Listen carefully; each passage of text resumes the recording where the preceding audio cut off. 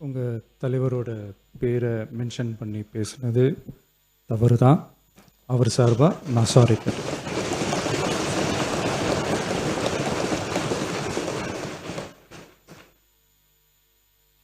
மாண்புமிகு பேரவைத் தலைவர் அவர்களே, தமிழக மக்கள் நம் உயிர் என்றால் தமிழக விவசாயிகள் நம்ம உயிர் நாடி. உலகில் ஜாதி, மதம், இனம், மொழி என அனைத்து வேறுபாடுகளுக்கும் அப்பாற்பட்டு நடைபெறும் தொழில் என்றால் அது விவசாய தொழில் மட்டுமே. உலகின் ஓர் மூலையில் உற்பத்தி செய்யப்படும் விவசாய பொருட்கள் உலகின் மற்றொரு மூலையில் உள்ள மக்களின் உணவு தேவையை பூர்த்தி செய்கிறது.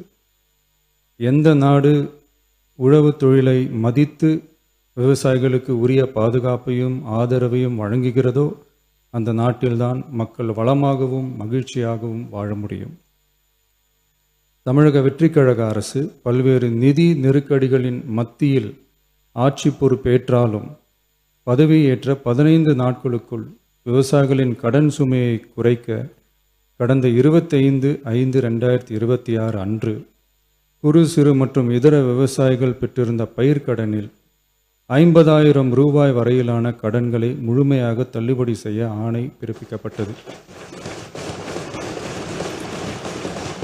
அதனைத் தொடர்ந்து மாநிலம் முழுவதும் பல்வேறு விவசாய அமைப்புகளிடமிருந்து பெறப்பட்ட பயிர்க்கடன் தள்ளுபடி தொடர்பான கோரிக்கைகளை கனிவுடன் பரிசீலித்து நிதி நெருக்கடியான சூழ்நிலையிலும் விவசாயிகளின் நலனை பாதுகாக்க வேண்டியதன் அவசியத்தை மட்டும் கருத்தில் கொண்டு குறு சிறு மற்றும் இதர பெரு விவசாயிகளுக்கு 50,000 ரூபாய் வரை முழு தள்ளுபடி செய்ய அறிவிக்கப்பட்டதை உயர்த்தி ரூபாய் 75,000 வரை கடன் பெற்றவர்களுக்கு முழு தொகையையும்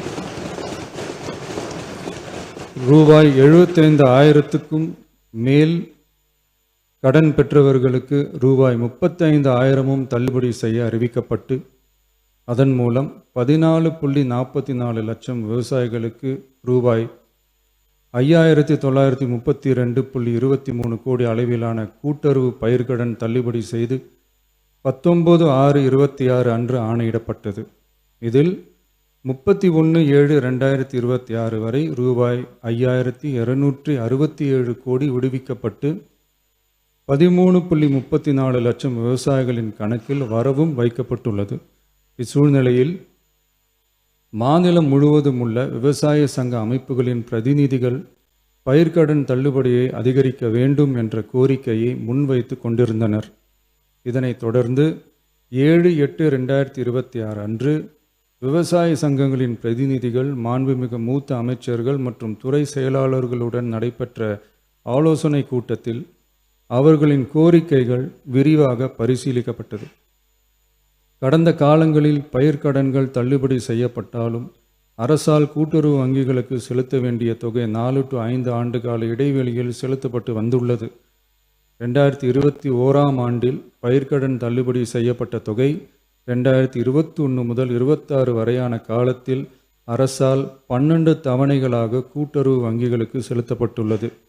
ஆனால் அந்த கால அவகாசம் நமது அரசுக்கு தற்போது இல்லை.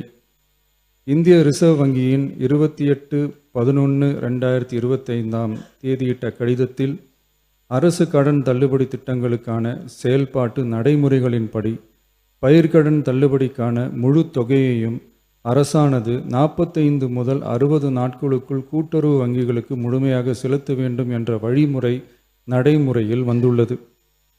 இந்த வழிகாட்டுதலின்படியும் தமிழ்நாடு அரசின் நிதிநிலை மற்றும் நிதி ஆதாரங்கள் ஆகியவற்றை கருத்தில் கொண்டும் இந்த இக்கட்டான சூழ்நிலையிலும் கூட்டுறவு வங்கிகள் மூலம் வழங்கப்பட்ட பயிர்க்கடன்களுக்கு பின்வரும் கூடுதல் தள்ளுபடியை வழங்கிட அரசு முடிவு செய்துள்ளது.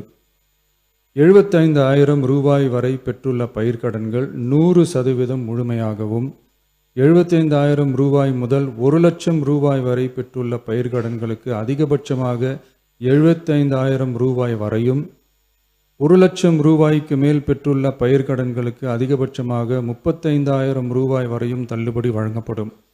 இதன் மூலம் 75,000 ரூபாய் முதல் 1 லட்சம் ரூபாய் வரை பயிர்க்கடன் பெற்றுள்ள 2,38,264 விவசாயிகளுக்கு தலா 75,000 ரூபாய் வரை தள்ளுபடி வழங்கப்படும்.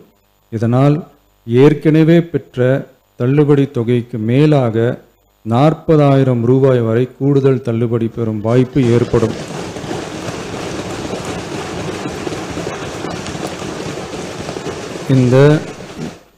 இந்த கூடுதல் பயிர்க்கடன் தள்ளுபடியால் அரசுக்கு சுமார் ரூபாய் 953.06 கோடி கூடுதல் நிதிச்சுமை ஏற்படும்.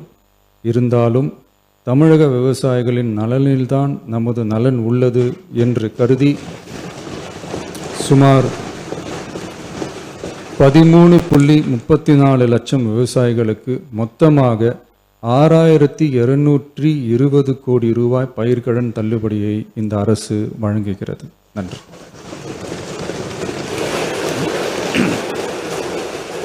மானிய கோரிக்கைகள் மீதான விவாதம் தொடர்கிறது. மாண்பு உறுப்பினர்